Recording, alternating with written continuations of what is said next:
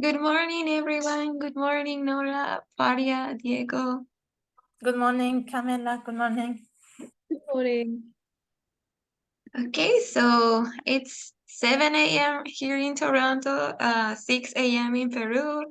I guess it is 11, I think. More like 12. Yeah.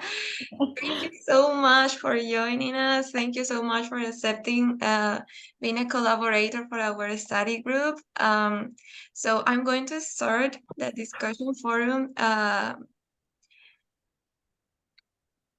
And okay, so I'm going to share my screen. Please let me know if you can see my slide. Yeah. Okay, so this is Qhali Peru. It's a study group in dental public health. And the mission of our group is to promote the specialty of dental public health among undergraduates and graduate dentistry students, as well as to contribute to the development of their skills as researchers in this area, to generate spaces for scientific dissemination and other health initiatives. So our vision is to be a solid study group with members from all the Peruvian regions and dental public health researchers from different parts of the world who collaborate with each other of their development as researchers and to generate or improve our health initiatives in vulnerable Peruvian populations. So as one of the main activities during this first year of the study group, we decided to create this discussion forum to increase the knowledge of basic dental public health concepts and the awareness of the existence of this discipline among undergraduates and graduate students from Peru. So thank you so much for accepting the invitation. This is our first discussion forum, and the topic is about the general idea of what is dental public health. What is this? Why did you decided this specialty? Also, we will talk about your experiences during your graduate studies and after that. So this is our directive board. I am the president, Maria Pia Leca is the vice president, Alessandra del Águila is the web manager, and Jessica Velázquez is our director of communications. These are our team, communication team, and the web team.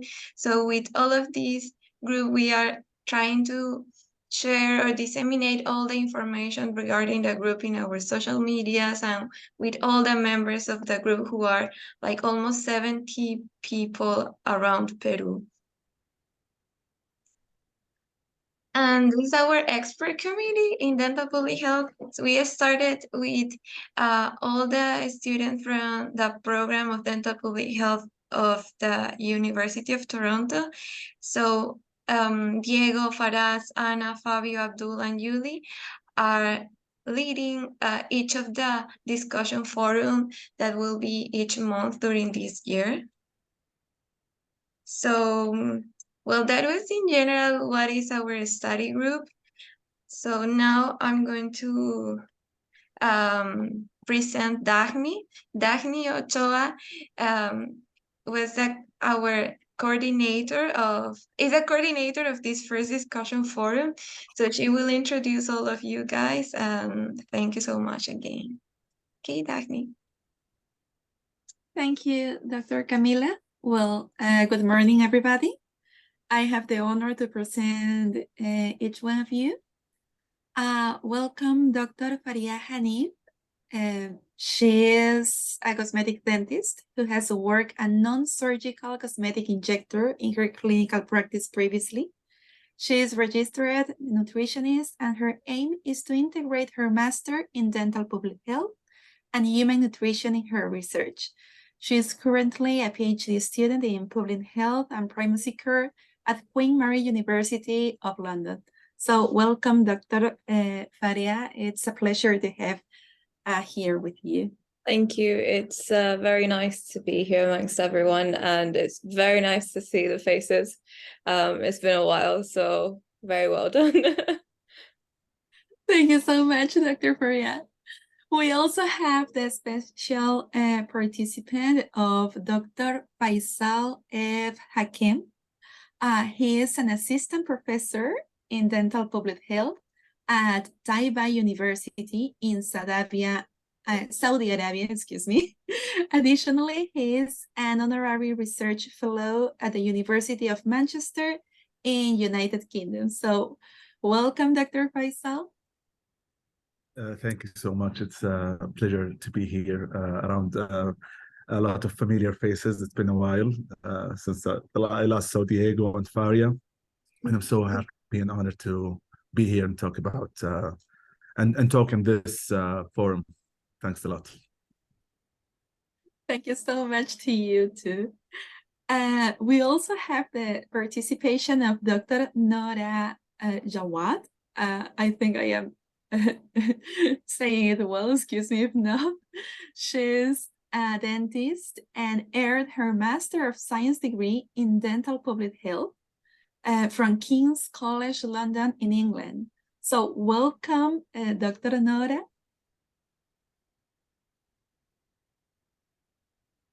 Dr. Noora? Yes, I think she is there. Okay. And finally, we have, our main chair, is it correct to say, of Dr. Diego Proaño. He is a dentist and a PhD student from the Dental Public Health Specialty Program at the Faculty of Dentistry at the University of Toronto. He earned his dental degree from the Universidad Peruana Cayetano Heredia in Peru, and a Master of Science degree in Dental and Public Health from King's College London in England. From 2018 to 2021, he served as a professor of Dental Public Health in Peru for the Universidad Peruana Cayetano Heredia and Universidad Peruana de Ciencias Aplicadas. So thank you so much for all your support in this time, Dr. Diego Proaño, and welcome from this forum. Thank you so much. Thank you so much. It's an honor to be here. And I'm so happy to see everybody and my friends I haven't seen for a while. It's so nice to see you. I hope to see you in Bogota too, so we can have a little coffee. And talking about coffee, I mean, people in Peru must have right now their cafecito. It's 6:10 a.m. So thank you to be online and to be here and to participate. It's a very special day, I think. It's a very special day today, May 20th. So it's going to be really nice. All right. So Noora, yes. Yes, sorry, I was mute. I couldn't because I logged in from my mobile phone, so it was a bit weird for me to use the Zoom from here. Sorry about that. But anyway, I would like to thank you. I would like to thank everyone for having me here, and it's a real pleasure to see you all. And special thanks to you, Dr. Diego, for having me and for helping me. Thank you a lot. We're happy to have you here, and we've all heard similar a lot of common. I just want to say that anybody what I'm doing, I'm checking something not understood to translate, just and it's going to be a very broad question, and then out the of each of you, I'll tell you, okay, there's Fariah, Noora, and I'd like to talk about this. And then after that, two questions are going to be specific, because I think your three have like a very special that is very everybody to know about. So let's start with this. Okay. Yeah, I cannot hear me too. No.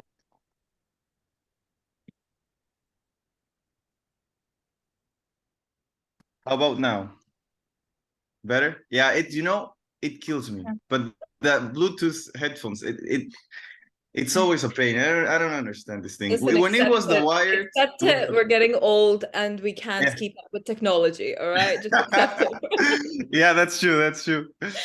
All right. So I was saying that I'm going to make like a very broad question, and then I'll cue you in so you can make some comments on this question, and then I'm going to do a very specific type of question to each of you, because I think you three have a very specific situation, which is very comprehensive, and everybody will learn from.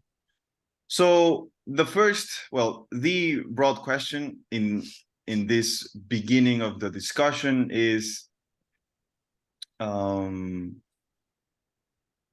what is dental public health for you, and why are you or were you interested in it? So I want to start with Fariah. Right, so the impression you get in undergrad is very different from what it is when you actually go into the program, because in the undergrad you're only like introduced to community context of dentistry, so you mostly know the fluoride aspects or sugar or something like that.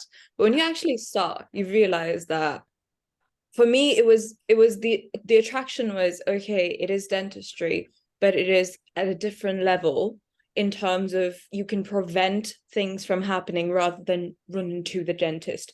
And that was the idea I went in with. But when I went in, I realized that there's a huge amount of things you can actually pursue with this, go into different aspects, because it's not only to stop the diseases from happening in a clinical aspect, it's more of strategies, it's more of the policies, it's more of the evidence you can collect from it, it's more of what you can develop from just a basis of a preventive strategy. So for me, it was not boring, it was just something new coming up every time. It wasn't just dealing with one person, it was dealing with a lot of things. It was variety for me. So for me, it was like I got up to do a new thing every day, to find out something new every day. And I felt like, I think, I'm not being depressing here, but with COVID and everything, you realize new things in life. So I don't think life should be just a basic thing of what you've known. It should be progressive. It should be learning and developing yourself. So I felt I really developed with it. And if someone is anything like me, they would enjoy it. Oh, that's nice. That's nice. That's a really nice answer. All right. So now let me give Faisal the floor to answer this question. Yeah, so basically Faria had a very similar experience to me, because pretty much of everything she said is applicable to me. But from my perspective, when I was undergrad during the dental school, I've always been interested in volunteering and doing community work and outreach programs. And this has been implicated through the years. We had like 3 courses, which is somehow related to dental public health, which is preventive dentistry, community dentistry, and introduction to dental public health. However, during the dental school, you feel like you're concentrating on the clinical aspect of dentistry. And even though you have some subject which is related to a wider aspect like community dentistry and dental public health, you don't really grasp the knowledge and the implications. So back then, when I was a dental student, I always thought that dental public health is only about doing school outreach programs. But when I finished my internship and then I wanted to specialize, I consulted some of my professors, and one of them was a community dentistry professor, and he was like, this is dental public health is not only about community outreach program, and there are much more to do. And he reinforced the importance of pursuing postgraduate degrees in dental public health and community dentistry. And that's why I joined the MSc in dental public health in King's College London. And from there, and I'm very sure that you and Diego and Faria are in the same boat with me, my brain exploded in some ways, when I knew about, for example, one of the analogies that striking me the most is the river analogy, and the downstream and the upstream approach.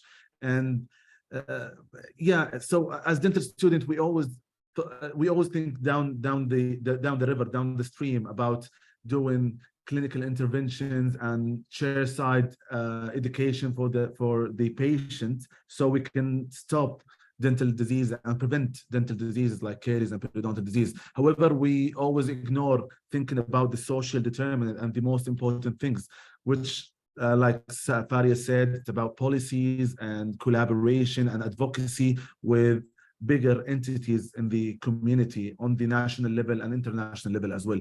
So for now, I'll just stop talking and give other people a room to speak about other things. But yeah, so this is my perspective from why I joined dental public health. Thank you, Faisal. Thank you, Fariah. That's really nice answers here. So now, Noora, on you. Yes, so all what the doctor said, it is completely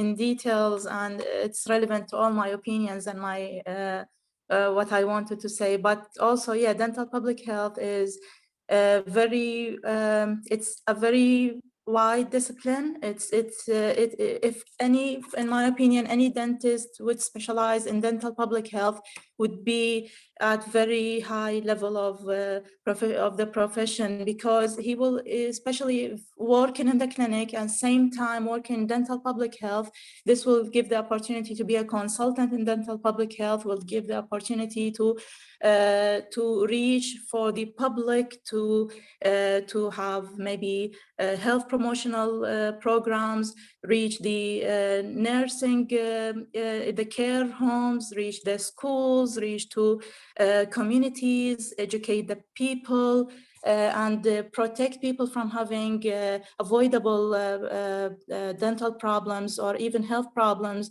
so they will improve the health status and improve health status of the public, so the clinic work will be more advanced and will be on highest level as well. So it's very important. Dental public health is for me is the most important discipline in dentistry, and I love it.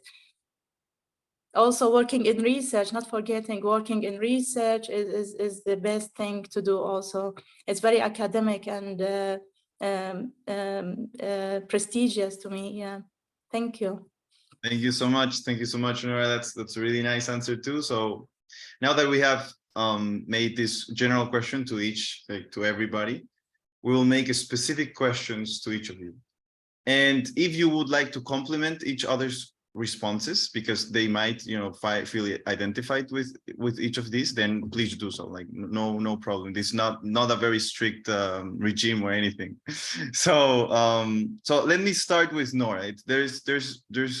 My first question is, what is the most useful abilities to be successful in completing a master's in dental public health for you? What were the most useful abilities you developed during your program?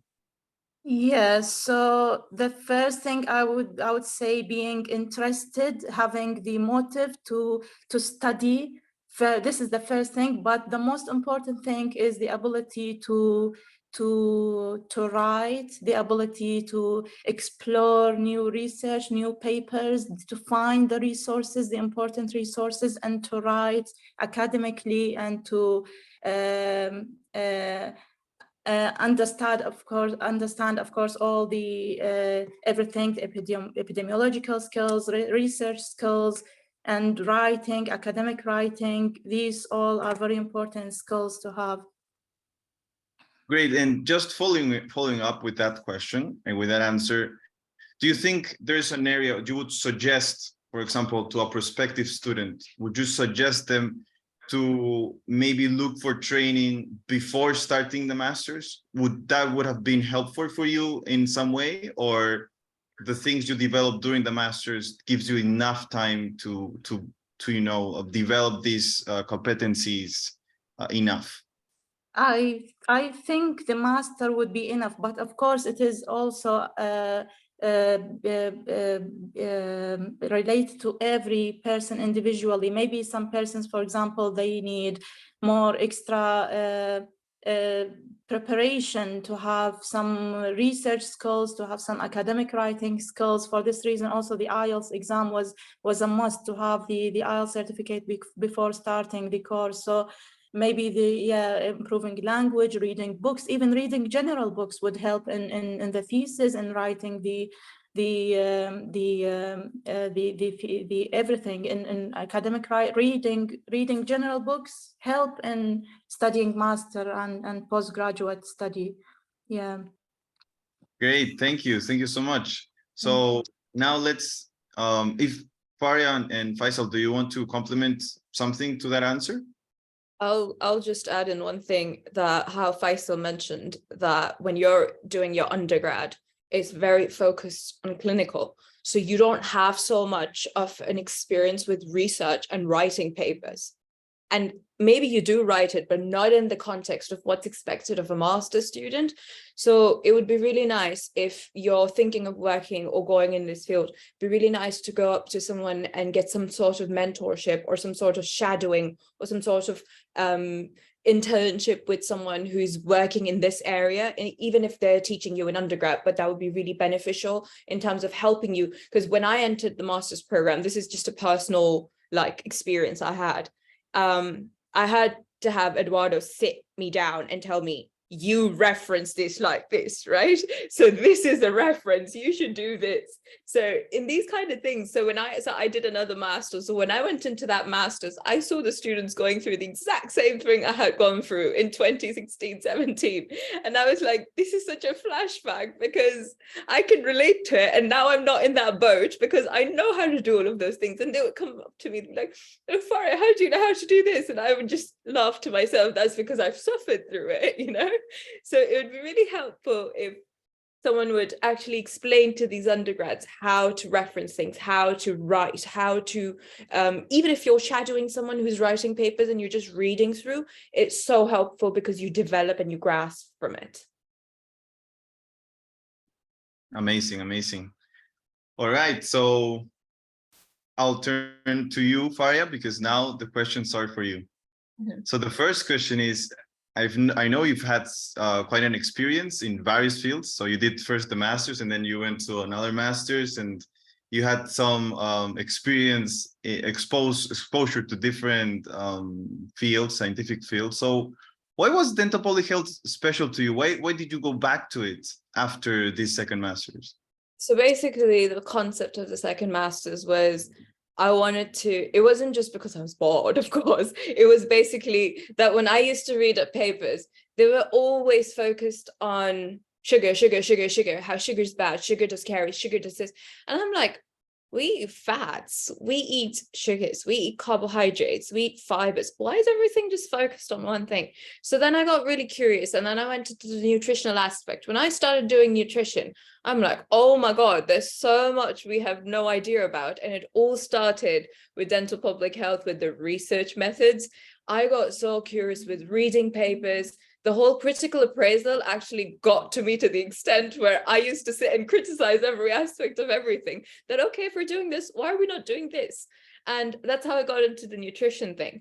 And when I started doing nutrition, every single time, like when we had to develop a proposal for the thesis, I was like, how about if I do the oral aspect of this, the oral aspect of this? And then it just clicked to me. I was like, oh my God, Fariah, you're such a dentist. Everything goes back to oral health. And then obviously, because it's a very short time, this is another thing for master's students when they're developing a proposal. They have aims which cannot be covered in a master's program. So you need to understand that it doesn't come in like 4 or 5 months. This is a whole thing that comes along in a very long procedure. So for that, I realized that no, at the end, I know what I want to do. And I've realized that gap I want to fill. And that's why I went back to dental public health. And I was like, okay, this is where it all started. This is all where it's going to go further. And here I am. Oh, that's nice. That's really nice. And just to follow up on that, do you think there's there is an area you would have liked to expand during your dental public health? Like, for example, this of nutrition that you were explaining, do you think that could have been more comprehensive during that time? You know, I had no idea about that gap when I was doing dental public health. Had I known, maybe I would have completely gotten into it, because there's a huge gap in that area. There is not much done in other aspects that could be, because you go to a dentist as well. They will never tell you, they will be like, oh, you have a decay here, you have this and that, and fix this. But I have never personally been to a dentist who stopped you to ask you, what were you eating? What was going inside your mouth? Because food is a huge aspect that aids to whatever's happening in your mouth, in your body generally. You know, like how they say, you are what you eat. It is actually true. So I feel like had I known more about that area, I would have gone into that right there.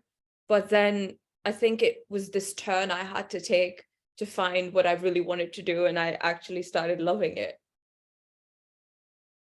Oh, that's nice. That's brilliant. Wow. That's so interesting. You know, how everything, you know, in the end connects you into what you're doing. You know, it's still everything, it's still an exploration, and there's, like you were saying, there's so many gaps, and you don't really know those gaps until you actually look at them and read them and start this curiosity. All right, well, thank you, Fariah. Now let's turn to Faisal. My friend Faisal. So you've gone quite the way, you know, we've met in the master's, then, you know, you did the PhD and you completed the PhD, and now you're a professor. You're fully on dental public health since day one. So I wanted to ask you, so what would you say are the core competencies of dental public health professional needs to have to be competitive in this world of today that you've seen? Yeah, so basically there are a lot of competencies. Sorry, my son was there. Yes, so there are a lot of competencies that specialists in dental public health need to have. But from my perspective, the very first one, which would be the basis for every other competency, would be the principle of dental public health. So I'm talking about epidemiology, biostatistics, research methods. Because if you think about it, these are the main thing that would let the specialists in dental public health understand the situation for every population, for every group, so he can or she can do the health need assessment for a group. So if we reflect back into the situation for undergrad dental students, for like in my situation, we used to do a lot of campaign and volunteering campaign where we go to schools and we have like toothbrushes and toothpaste, and then we distribute them for the student at the schools. But back then we never knew about one of the main basic concepts in the public health, which is oral health inequalities. So we used to go to the private schools, to the rich kids, to the people who don't need these things, because we never thought that we should target schools in poor areas. So that one of the things that can be known from epidemiology and public health. So that's one example. And another thing would be to target your intervention. So if you're good at doing epidemiology and health need assessment, you would be able to carry out, I'm not calling it research, it's a health need assessment, to know the prevalence for the oral health problems in each population, each group. So for example, you would be able to know if you need to concentrate, for example, on care homes or on schools or in areas with poverty. So yeah, so all of these are things that required for dental public health specialists to excel. And also another important thing, which is critical appraisal, to be able to read previous papers and to understand and to be able to appraise and give the quality of the evidence. So sometimes, because if you think about it, undergrad dental student maybe have some problems with understanding the dental public health papers. For example, they would say see a randomized controlled trials, and they would read the whole thing, but at the end of the paper, they wouldn't be able to know is this a good paper? Should we rely on this evidence? So that's one of the most important skills that a dental public health specialist should have. And you can remember, and Fariah as well, when during our masters, we had some problems at first with the critical appraisal of previous papers, but with time and with experience and doing it continuously, you would gain the skills. So I would say at this point, for any undergraduate student, it wouldn't be a much problem if you don't know how to do things. But the thing is, you have to be motivated, you have to be consistent, you have to try to do it again and over again, and to have this courage to try to learn new things and not to be afraid of stepping into new areas. And everything eventually, every skill eventually can be learned. Oh, amazing. Yeah, that's amazing. And once you finished the PhD and you went into being a professor and you know, being related in dental public health so much, do you feel people see you differently? Like among your friends, colleagues, being a dental public health specialist or professional is seen different than any other specialist, and in which ways? Yeah, so it has two perspectives, I would say. There's a first perspective. This is the non-clinical guy. And the other perspective, this is the one who knows how to do research. This is the guy who knows how to do research. So from my colleagues, even in dental school, a lot of them come and ask me about research methods, about statistical analysis, about ideas for doing research or for improving ongoing research. So yeah, but other than that, I wouldn't say that anyone is looking at me differently.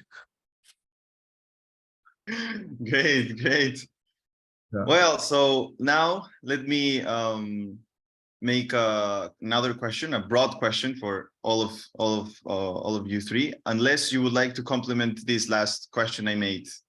I have something to add to what Faisal was saying. It just made me laugh the other day that my brothers were having a discussion about something statistics related. And they were like, obviously they don't anticipate that how much statistics we use, right?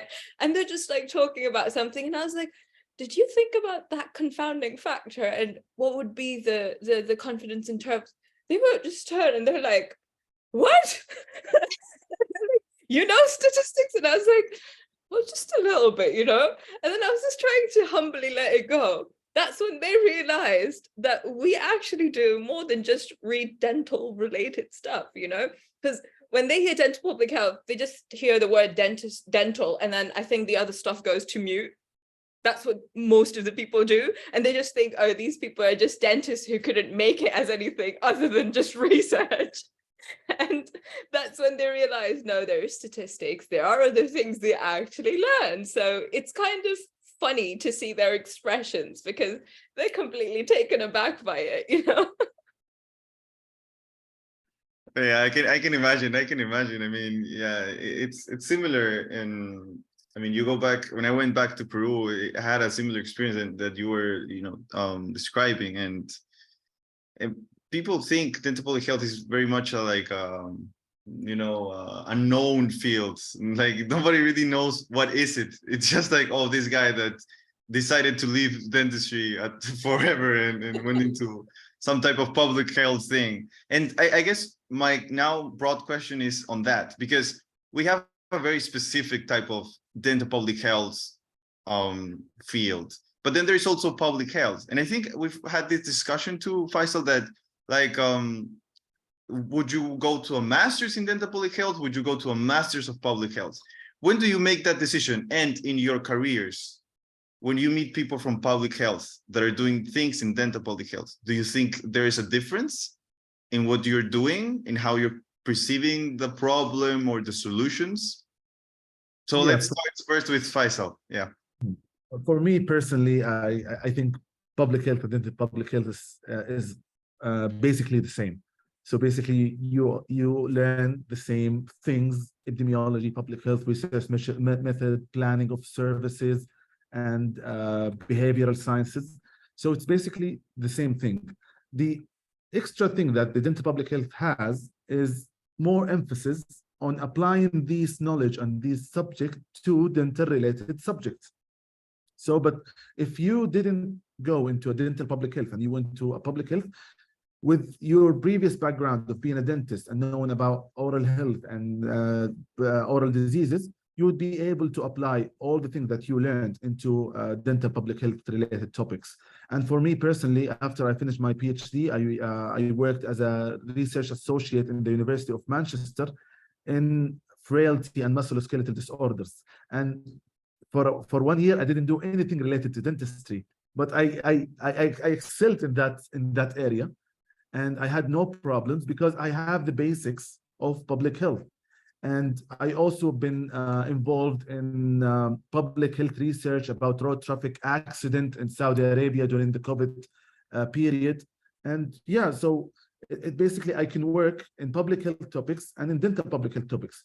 And you know that a lot of professors and renowned names in dental public health they're not even dentists. For example, the chief editor of the Community Dentistry and Oral Epidemiology, Professor Sarah Baker, is actually a psychologist. Sorry, she's a psychologist. So you have to bear this in mind. So if you have any future plan or an opportunity to join a public health program, that wouldn't be a problem for your career as a dental public health specialist. That's my, so that's what I believe about this topic. Amazing, amazing. Noora, what about you? What do you think about this topic?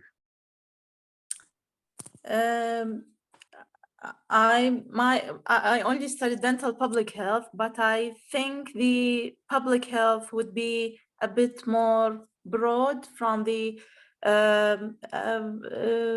but yeah, and the dental public health is more specific. But if I would continue to proceed to PhD level, I would definitely choose dental public health, because I feel I have lots of interest and motives to be specialized in the specific area that related to dentistry. Great. Fariah? Well, I'll actually integrate both of their responses because that's what I've been doing in my PhD as well. So I'll put in what Faisal said and I'll put in what Noora said together. It's an individualized sort of thing. It's your personal preference, right? Both of them have their advantages, of course. I had a very close friend of mine who was a dentist from my same university who did the same undergrad as me. She went into public health, I went into dental public health. Both of us actually found out our different paths, which was interesting because both of us wanted to do the exact same thing. We went into these courses and we exactly did opposite things that we intended to do in the first place. So it's an individualized thing and you change a lot whilst you're studying. So sometimes you go in with an aim and then you come out a completely different person. I guess that's the whole aim behind doing a master's. You find out what your future career prospect is like. But if someone is just only concentrating on doing WHO related things or NGOs or going into Public Health England sort of things, I would recommend that they will have a better prospects of finding a job if they go for public health or epidemiology degrees, because most of the job openings that open, they are for epidemiologists for this. We can fit into them, like Faisal said, but that comes with experience. So Faisal could fit into it because he had a PhD, he had a master's, he has a diploma. All of these things add on a tick to the extra skills, because that becomes like, oh, he has the generalized skill plus the dental concentrated as well. Someone who's just freshly going in after the master's might have a bit of trouble because they would be limited to what the boxes they're ticking, because every job specifics has a desirable criteria and an essential criteria. So you have to bear in mind, what things are you trying to focus? Are you looking for it in the context of, I want to get out and just get a job or something like this? So you have to build yourself. When you start your master's, you need to start thinking, especially if you're coming to the UK or the US, or I'm not quite sure how it is in Peru, but from my assumption, it's a bit different to the European and US and UK, because here, I was told by my previous supervisor in my other masters, he said, your CV is good, but if I compare it to someone in the UK, they are actually taking up part-time jobs whilst they're even doing their bachelor's. You guys are fairly just concentrating on doing your bachelor's because that's what your focus is, right? So when they're actually employing you after you graduate, they're like, oh, this person also has this skill along with this. So you need to see when you get into your master's what skills you can add within what your public health or dental public health is. If you feel like you can get something more from public health, go for that. If you feel like it's more dental related, go for that. Again, individualized. Oh, amazing. That's brilliant. They're really, like, these three perspectives are really interesting. And I think, yeah, I completely agree with all of you. I mean, it's such a new kind of world, dental public health, because even dentistry is a very short-staffed kind of field. And then dental public health is like we can name everybody from each country, like, oh, these guys are in dental public health. It's a small family. All right, so now I'll give Dr. Dagny. Now she will conduct the next phase of this session. And thank you so much. And well, we'll see you in a bit. Thank you so much, Dr. Diego. Yes, it's different points of view help us to also find our way in this program of dental public health. It's so different because as I am just a graduate student, all of you 3 or 4, including Dr. Diego, opened my mind and changed all the things that I have related about dental public health. So thank you so much for this. And well, we have some questions about these topics that you were talking about. I don't know if Vanessa is there. She has a specific interesting question that I also know that you are interested to answer it. Vanessa Ortega, are you there, please?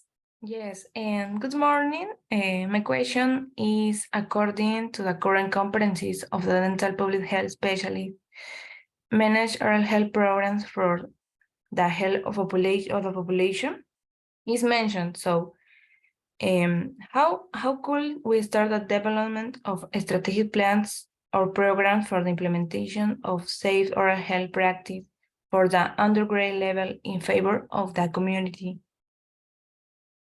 And my other question is, how could we promote the training of a general dentist with a public health perspective?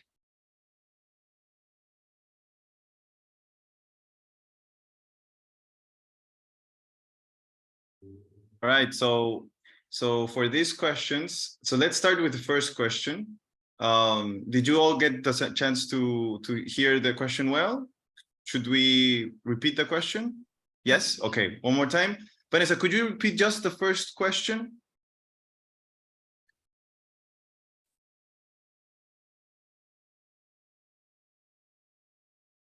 Yes, my first question is how could we start the development of a strategic plans or programs for the implementation of safe oral health practice from the undergrad level in favor of the community?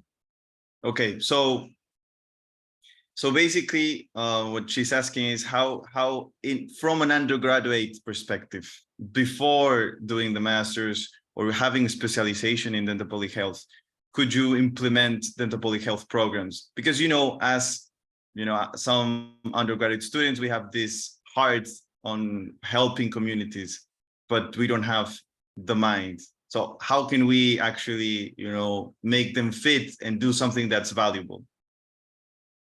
So first, let's start with Noora. So if I understood right, so how to implement dental public health while we are in undergraduate level? This is the question. So this, of course, I think it should be, it is related to the system of the university that we are studied in. But if the there are some available activities to engage the students in, for example, health promotion programs, or to help them reach the public, reach the communities. It would enhance their lecture, their study materials with the dental public health issues and issues in that specific community. It would help the students to like when they work on restorative dentistry in the clinic, while like they're working in endodontic, they will be able also to work in dental public health. But reaching the level of implementing something, it might be possible, for example, in local school, or to put something sustainable, some sustainable efforts in specific school, for example, in the local area. Yeah. All right, thank you. Faisal, like how would you do this without the training you had, and knowing that education doesn't really will not be the best choice you have? Yeah, another good way of implementing dental public health properly in a local level without having the training and experience would be to consult dental public health specialist and consultant. For example, here in Peru, you have Diego, you have Camille, you have good names. For example, Eduardo Bernabe, one of the renowned name in the field of dental public health, and he's from Peru, as you know. So that would be one of the ways. So I appreciate the personal effort that the undergrad have, and they most of the time they are very creative and they do good things, but sometimes they have just need a little bit of consultation with some specialists in the area, so they can come up with programs that are effective and efficient as well, and in line with the dental public health principles. You're muted, Diego. Thank you. All right, thanks. Fariah? Right, one more thing you can actually do with these things is, I believe in the context of marketing. So our area is not marketed like restoratives and veneers and all of these things, you know, they're all flash, oh, this is so great, let's do this. Our area is just not marketed in a very nice way. It's just about the concept. And you know, when you ask people dental public health, they just think that we're some old hags sitting in a corner. And I'm like, no, we're not boring people, okay? We're doing fun stuff, right? So we are marketed in a very dull way. So I think we need some marketing. We need to be exposed in a way that we're young and vibrant, and we want stuff to look that way.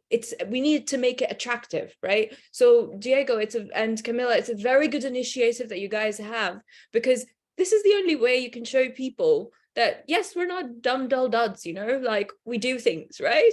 And also the concept of conferences. We only learn to go to dental public health conferences when we go to our master's programs or PhD programs. Send people to conferences. EADPH, IADR, you know, BASCOD, it exists. Do it. Get people out and send them out. And, you know, universities needs to take an initiative. Remember how we were given placements in King's? Like teaching placement or conference placement or something like that. Just, you know, you have to push people out. You have to see these things. So there should be people that I remember there were people in University of Glasgow when I was doing this. There were those people who were just in the master's program or like undergraduate programs who used to talk to people like students one-to-one to figure out their interests. If you're into teaching, they'd be pushed there. If you're into research, you'd be pushed there. Kind of people need a push, you know? So marketing and exposure, these are two things in my opinion. Oh, amazing. Yes, no, you're right. You're completely right. People think we're boring, old, and with white hair. Yeah, but we're not all old. We're not that old.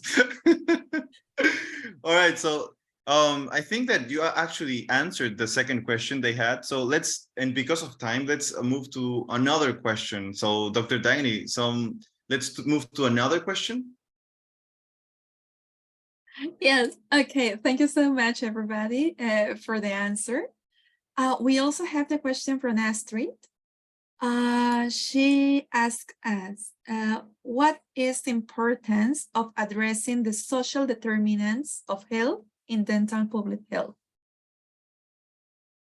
All right, so now let's start with, we started with Noora now, and with Faisal, let's start with Fariah. Right. I think Faisal actually mentioned that very, very definitively, how we have no idea at an undergraduate level, and we only focused on the, let's just say, I don't want to use the words rich or poor here because it's not nice, but we've only focused when we were in school or something on the people who were fortunate enough to afford those things, right? The people who are not fortunate enough, they aren't even aware of those things, right? So the biggest thing is that it will be a long way with the inflation and everything to actually close the gap between the rich and the poor. But what you can do is create an awareness at a community level. At, again, all of this, in my opinion, encircles marketing. It's how you've marketed the concept of it in your local clinics, in your councils, in your schools, pamphlets and stuff like that. These things are how you focus on the social inequalities, because it is a known fact that, be it public health, be it dental public health, unfortunately, without the awareness of what they're eating, without the awareness of how to clean their teeth or maintain it, they're more likely and more prone to the diseases than people who are fortunate enough to afford these things. So it's always very, very important to bear in mind where someone's coming from, what area they've grown up in, what kind of fluoride in their water and stuff like that. You know, all of these things, it's just not one thing. It's a circle of things that make it all, you know? Yeah, you're right. You're completely right. Thank you, Fariah. So Noora, what do you think about this? Yeah, so yeah, it's a bit this is a bit tricky because it's always difficult to decrease the gap between the different abilities of people to afford for the dental services. But the most important thing, I think, the accessibility to the services. For example, if as long as the accessibility is more affordable, it would be the gap will decrease. But because dental material and the dental services are something expensive, sometimes it's difficult to decrease the gap. But there are maybe some possible things to implement some system to reach to most of the people, to let them use the services. For example, at least if I think the most affordable and the most possible way is to increase using the increase education about toothbrushing and provide toothbrushes and toothpaste, and this would be the most common way. But it's tricky and it's difficult, and it needs lots of efforts and implementations, and need the willing to do this. And it is, of course, would be the elaboration between governments and public health services and different parties. Yeah, you're right. I mean, different parties and different interests. People think one way and other people think another way, and they not always think alike. So Faisal, would you like to add something to this? Yeah, I agree with what Noora and Fariah said, but I want to highlight one point that, as you said, sometimes it's beyond the things that we can do. There's nothing really we can do about it. But the most important thing, we have to advocate for the problem, that there is a problem on health inequality, and we have to highlight this for all parties and all levels. So we have oral health inequalities. Poor people have worse oral health and worse health in general. We have to highlight this, and we have to take our part in not increasing the gap. We have to try to decrease the gap as much as possible. One way in doing that is to target target the groups in the lower spectrum of the socioeconomic ladder, and not go for the ones that they don't need our help or our interventions. So if we concentrate on those on the higher level of the ladder, we're increasing the gap. So we have to think carefully before doing any intervention, because otherwise we're increasing the gap between the poor and the rich. Yeah, so that's these two things: advocacy and concentrating on the right target group. Yeah, that's so true, and it's so difficult to know that you're actually increasing or decreasing the gap if you don't even think about these things. Yeah. Like you can even be doing some implementation and then think, oh wow, tap on the back, I'm so good, but you don't know. You don't even go back. You don't even monitor or survey what you're doing, and you have no idea what's happening. So let's go to the next question, Dagny. Yes, perfect. We have another question from Dr. Willy Bustillos. He asks, is there any model or any format to be applied in the middle income or low income countries where the authorities are not exactly focused their vision on oral health? All right, so kind of a very specific question. Let's start with Faisal. Would you like to take this question? Can you just rephrase the question again, because I'm not sure. Sure. I really well. Dagny, could you repeat the question, please? Yes. He asks if there any model or format that can be applied in the middle income or low income countries where the authorities are not exactly focused their vision on the oral health. Okay, yeah, it's a very good question, and but yet it's still too broad, because even countries and the middle income countries or low income countries differ significantly between each other. We have to know about the healthcare system. Is it a universal health coverage? It's a private system. Is it a governmental system? We should know about the population and the demographics. Is it an aging population? Is it a young population? So there are a lot of things and factors that we have to put into consideration before giving an answer for a broad question like that. But there are many models. For example, for intervention, you could think of a targeted intervention where you target the people who need the intervention the most. There are the universal intervention. You could think of what they call it, the high risk group intervention. So you target those with the highest risk for developing the oral diseases, for example. So there are many models that you could think of, but the thing, you have to have enough information about the population that you're going to implement the interventions in. I'm sorry, I cannot give a specific answer for the question, but as I said, there are many factors that we have to put in mind before addressing such a topic. It makes me think of 7 years ago. All this talk. My mind is going back 7 years ago, sitting in class with all of you guys. Oh my God, such a good time. So let's continue with Fariah. What do you think? I'll add to this. I mean, like Faisal said, it's a very broad yet specific thing on a certain society, so there are a lot of factors, like you said, but there is also one more thing that I will add to just this.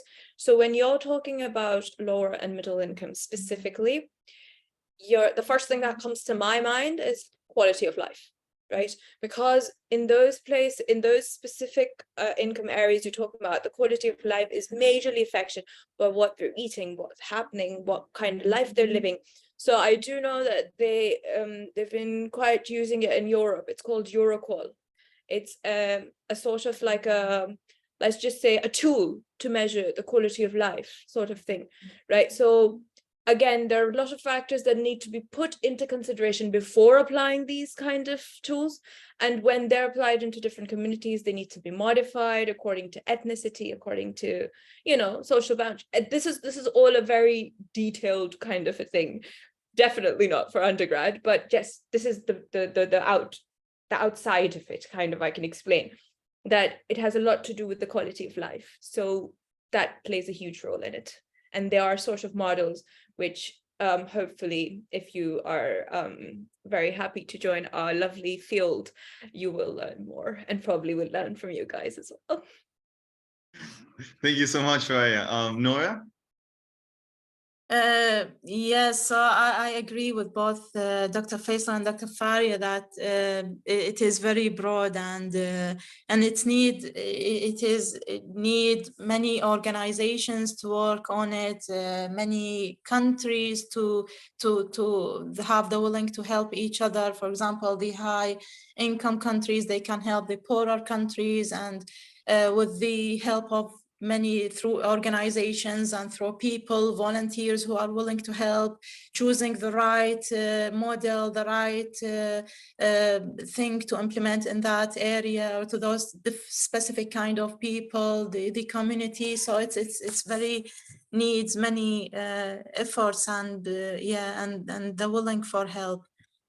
But it's doable if there is the enough efforts. It is doable. It's not that difficult. Amazing. So now let's go to another question. And I think we're almost wrapping up with this because of time. So let's choose 2 more questions, but perhaps 2. Let's see how it goes. But let's go with another question, Dagny. Okay, Dr. Diego. We have one question from the audience. Ana Paula Mestas asks, how have you used social media as a tool to promote dental public health and expand the research of dental practices in the field of dental public health? I will open this question to any of you who wants to answer it. Who wants to go first? I mean, I can go. So I actually went back into a bit of clinical when I was doing injectables and stuff like that. But obviously, when people come into this, again, when you need to bear in mind, so these kind of things are actually just focused on affording people, obviously, if they're coming to get their faces done and all. So, you know, they just have that free money for this. But then you use the word social media, you use the word public health, so I'll integrate all of that to you. Social media is a very strong thing. It can take you from this to that in no time, right? So it's as simple as this. If you want to spread a message, people want to put up anything about fashion, people want to put up anything about negativity, about politics. The only thing you need to do is write the proper thing in a caption, hashtag in it, and it's all viral, right? So it goes with any aspect of life. So yes, dental public health can be marketed, can be put up on social media in a way that can make it progressive. So like they say, the pros and cons of social media, you need to use it in the right way, right? And social media has played a huge role, because when you see all of these, you know, little sort of things about toothbrushing or whitenings or eating good things for your diet or for your food and oral health and stuff like that, the little things, they all add up, right? And social media is playing a huge role. And it's not only the apps you've gotten, it's gotten little advertisements on TV. Like Diego said, we can go back in time and start thinking about the ways we used to think about how this can be reached out to people. So, I mean, I'm sure right now someone's already doing a huge thesis over the use of social media and awareness of dental public health or something like that. So you just need a little PubMed search on it, and I'm sure there'll be tons and tons. All of this really hiked up during COVID because people were sitting home and the only way they could reach out was social media. Yeah, that's completely true. I mean, everybody started to change their profile pictures at that time. We're like, oh, this person actually changed over the years. And the amounts of social media, I mean, you got even apart from the known Facebooks, Instagram, now TikTok and whatnot. Oh yeah, TikTok. Exactly, TikTok. That has changed the world. There is so much. I mean, Diego, come on, let's start a TikTok. What are you doing with Zooms and stuff? Come on, get on it. Yeah, but that's my point. Like we have this idea. Like when we started, there was none of this. Like Instagram was, you know, starting or whatever. I remember we got an invitation from Eduardo in LinkedIn, you know. We say LinkedIn, but it's LinkedIn. Yeah. So and that's some type of social media. I know, Faisal, you use LinkedIn a little bit. So how's your experience with it?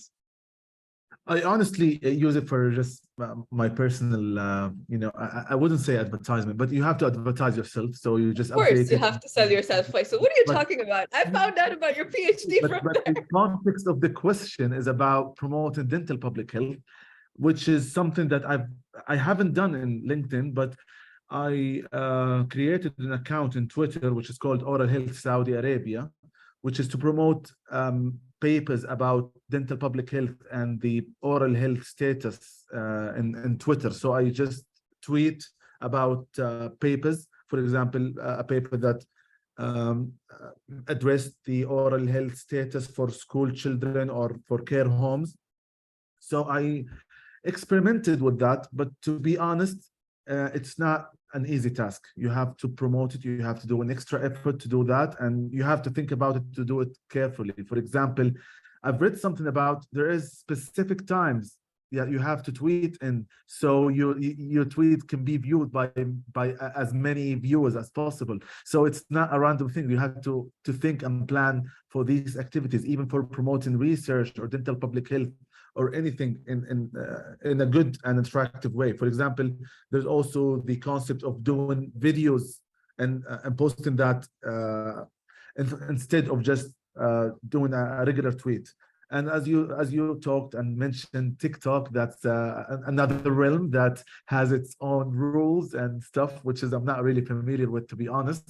But there's a lot of things down the line. And what I'm trying to say, it is useful, but it has to be planned and done properly.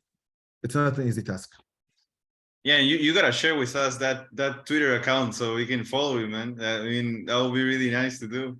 And you talking about Twitter, I was just thinking about, like, it happens to me. You start to think, oh, do I have time to do this? And if you have time, you want to spend it on other stuff. And then if you tweet, you're thinking, well, I'm thinking, if somebody reads it, will they criticize this idea, or how would they respond? And will I make a fool of myself? Speaking of this, some people tweet controversial ideas, so they want people to criticize them and increase the interaction of the tweet, and that's why it becomes more retweeted or liked or etc. So some people do that on purpose to tweet something or to have like a sketchy topic, or for example, I cannot come up with, but for example, does oral health lead to mortality or something like that? Okay, so yeah. And to what Faisal's saying, that's so true, because some people are just gonna stop putting in with the trending stuff for no reason. You will see no connection to it, but it's just going to get the hits and the likes, and they'll be like, oh, damn, this is working because people know who I am. Even if it's for the bad things, they will just know that I exist, you know? So it is actually so true. And it's perfect time for it to be like 12 p.m. UK time, because people wake up and stuff. Oh my God, yeah, and Twitter has had so many changes now, you know, with Elon Musk and everything. Noora, how about you? What do you think about this? Well, so of course, now we are in the era of technology, and people spend most of the people, they spend lots of time on using the social media. Personally, I'm not a social media champion, and I don't have this interest to spread information on social media. But I think if, for example, some organizations or some official places, if they have something to spread on social media, to increase awareness, to increase the awareness in general, and to spread the knowledge that there is something about dental public health, about some some important information that people can benefit from, this would be good. But or if someone is a social media person, maybe they can target it and reach out to people. Yeah, because of course social media is a very strong tool now, and many people it is something serious to them. Yeah.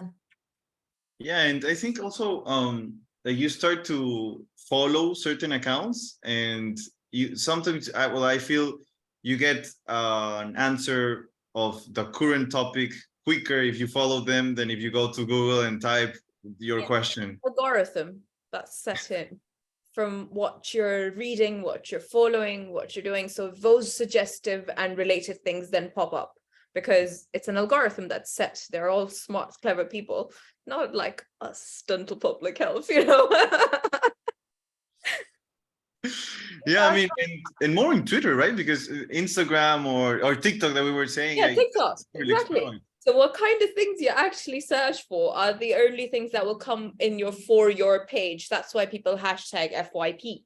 Yeah. So it's an algorithm. So it's all going to come in. If you're looking at fashion stuff, it's all going to be fashion. If you're looking at oral stuff, it's all going to be oral. And you'll be surprised how many dentists are on TikTok. Like, it is actually shocking. It will be shocking to find our professors in TikTok. That will be shocking. Okay, let me check right now. Yeah, but I mean, the world is changing, and before there even wasn't Facebook or you know, whatever. So I'll add a small thing here, Diego. Like, you know how you said and how Faisal was talking about tweeting papers and stuff. So when I went into University of Glasgow, our first session with the induction included all of you guys, please go home and make a Twitter account and be aware of what's going on. And I was in a state of shock. I was like, are you guys telling us to waste time and procrastinate on social media? But then it was basically connecting with everyone in the human nutrition department, the clinical nutrition department. And it was before I knew there were people who were following me and I was following them. And I had no idea because it was a whole group of those people were so absorbed. They would post everything. Even this is how they collected participants for their studies. Do you know that? Like, this was a way to actually market their study, that I'm collecting participants aged between 17 to 24, anyone who you know, hashtag get in touch, blah, blah. And then they repost, and then this repost. And that's how my friend collected 1,000 participants. wow. And just to follow up on the use of Twitter, do you tweet in English only, or do you use like both languages? So I personally was, when I was forced to use it, I was only tweeting in English because we were focusing on an English society. We were focusing on the Scottish. So we were only focusing on their spoken language. But I know a few girls who were from Saudi Arabia and they were tweeting in Arabic as well, for the people who they are following as well from back from Saudi Arabia or any of the Gulf countries who speak Arabic, for them to understand. But those things are basically bilingual for those people who are coming out of their home countries because they're collecting data from home as well, if it's just in the context of collecting data. And then there are a lot of people who I know from back home, is basically they tweet only in Arabic, but they hashtag in English so that people who are following in England can also see what the paper's about, because the paper at the end of the day is in English. Yeah, yeah, that's so true, and so complicated to do, you know, both. I know that there's auto translation, so sometimes I don't think about that. I think, okay, you know, if somebody really wants to read this in their own language, you can just auto translate, but you never know what that auto translation will really say if you're really happy with it. That will really just do what Faisal said. It does affect mortality. Yeah, exactly. And then you're full of yourself, but that's good for you because everybody will see that. Attention seeking. All right, you know, it's been wonderful to see you guys, and to have we should set up a Zoom with everybody from the masters, and you know, just to get together, have a good time. Yeah, it's been a while. It's been a long while, but it's so good to see you guys. You're the same as I saw you on since the first day, and such a good time. And welcome Noora on board. I mean, it's so nice to meet you too. So now I'm going to give the Dagny. Yes. So Dagny, you follow. Thank you so much. Okay.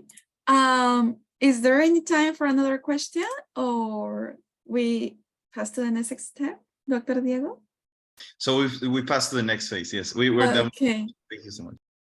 Okay, perfect. So thank you so much to Dr. Fariah, Dr. Noora, and Dr. Faisal. Yes, as I say in the beginning, you open our minds and change our idea about dental public health.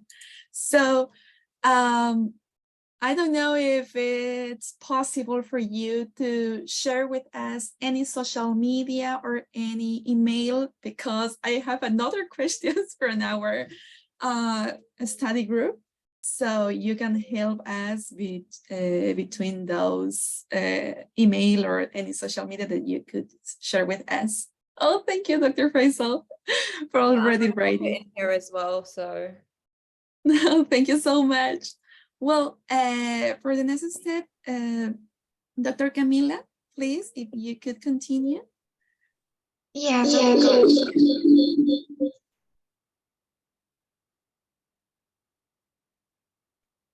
Yeah, can you hear me well? Great. I'm so sorry.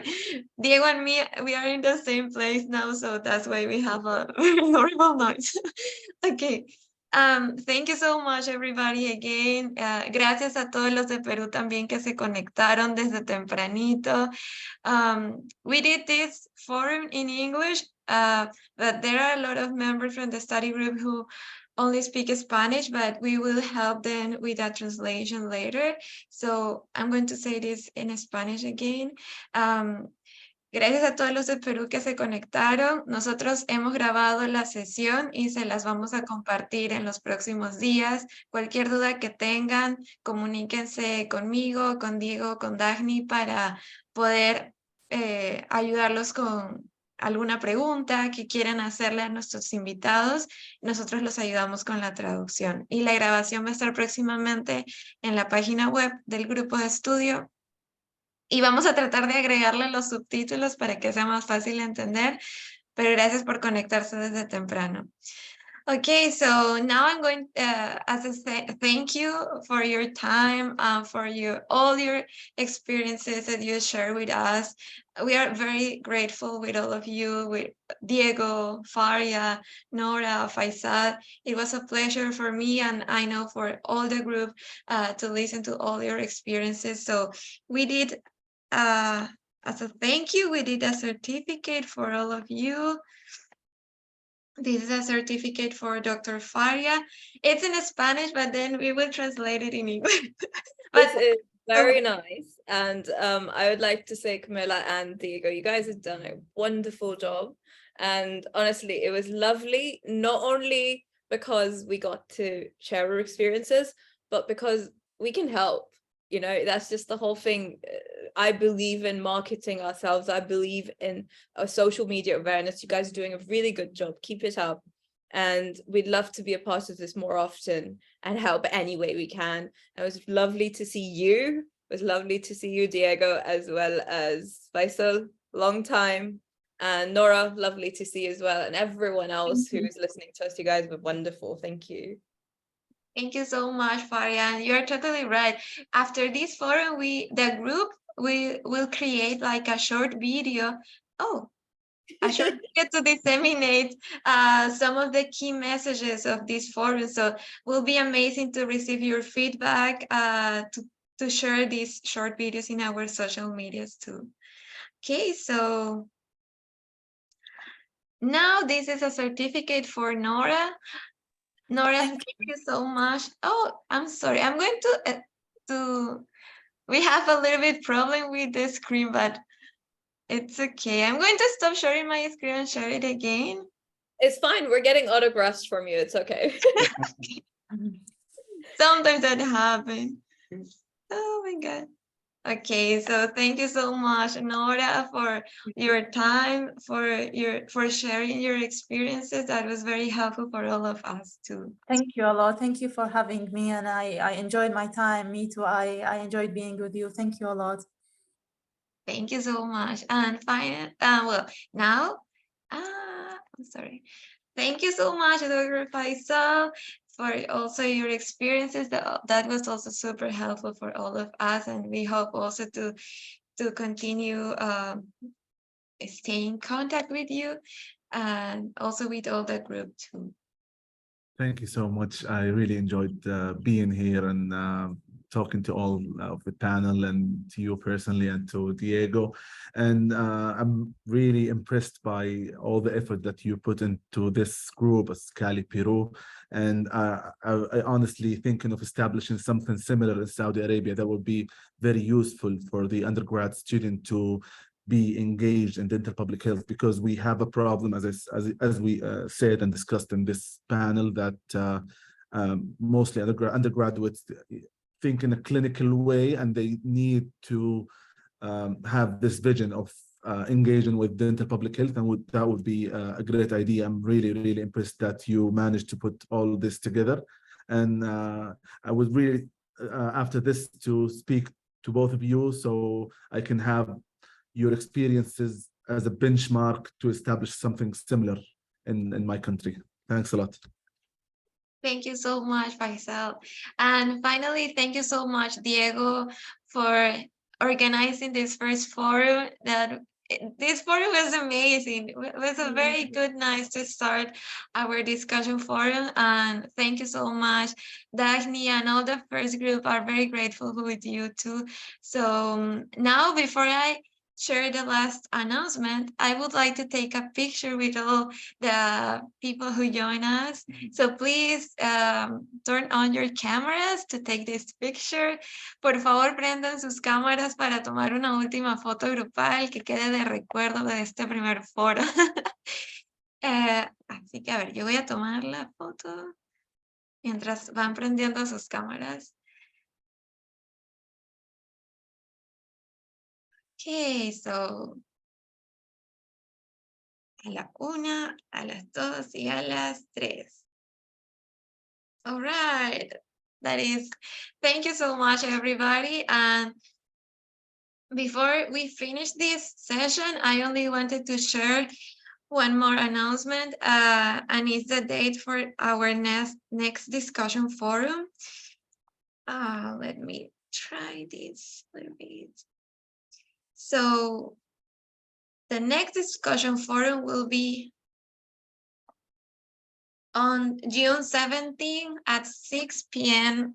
Peru time. That topic will be super interesting too. Will be about social determinants of health, or the health inequities and healthcare system. It's a very broad topic, but the people who are organizing this forum will choose some key messages to discuss during that moment. Will be chaired by Anna Ness, who is also our partner in the program of dental public health here in U of T. And the collaborator is called Alejandra Garcia. She's from Venezuela, but she just finished her master in public health in the University of Texas. So this forum will also be a very interesting moment to discuss and learn more about this important topic. So, all right, thank you so much, everybody. Gracias a todos los de Perú que se conectaron tempranito. Thank you so much. Okay, see you in the next discussion forum. Bye-bye. Thank you.